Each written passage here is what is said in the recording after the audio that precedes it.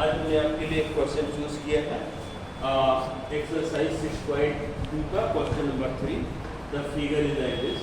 This is given in this figure LM is given parallel to CB. LM सीधा, this is LM and this is CB. These two sides are parallel. And another thing is given LN is parallel to CB. LN is here and C is parallel to CB. तो हम लोगों ने basic proportionality theorem या Thales theorem पढ़ लिया है.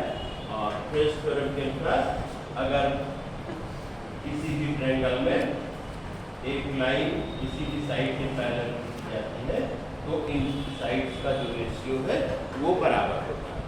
आइए हम यही थ्योरम लगाते हैं. तो थेल्स थ्योरम में क्या इनपुट है, क्या आपको मालूम होना चाहिए. आपको ये पता होना चाहिए कि कोई एक साइड ट्रायंगल की ऐसी है जो किसी के पैरेलल है, किसी लाइन के पैरेलल. तो यहाँ पर ये हमें मालूम है. लेकिन पहले लिख देंगे कि किस ट्रायंगल की बात कर रहे हैं. तो हम ट्रायंगल ABC की बात कर रहे हैं. इस ट्रायंगल के अंदर ये ML this line is parallel to this line. Therefore we can apply basic proportionality theorem. Basic proportionality theorem इनकी साइड्स का रेशियो बराबर होता है. और एक हमने और भी बताया है कि अगर हम इस तरह से रेशियो इधर लेते हैं, इधर इतना और ये पूरी साइड लेते हैं तो इसी तरह से रेशियो इधर भी रहता है. तो AM अपान ये पूरी साइड AB, ये हमने लिख दिया AM अपान AB. दूसरी तरफ देखते हैं AN, इसकी भी एक साइड ले लेंगे और फिर पूरी ये साइड ले लेंगे AC. AN upon AC. ये मेरे पिछले सवाल में ये करके दिखा था. +1 दोनों तरफ कर लेंगे बेसिक प्रोपोर्शनैलिटी थ्योरम में तो ये रेशियो मिल जाएगा. देखिए फिर दिया हुआ है कि LN parallel to CB.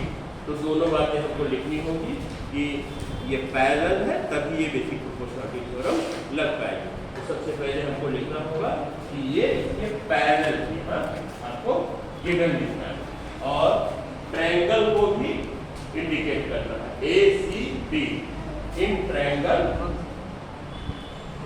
ACB ताकि एग्जामिनर को आपके प्रॉब्लम ना हो कि आपने कहाँ से ट्रायंगल लगाया है, कहाँ साइड से इवैल्यूएशन के समय.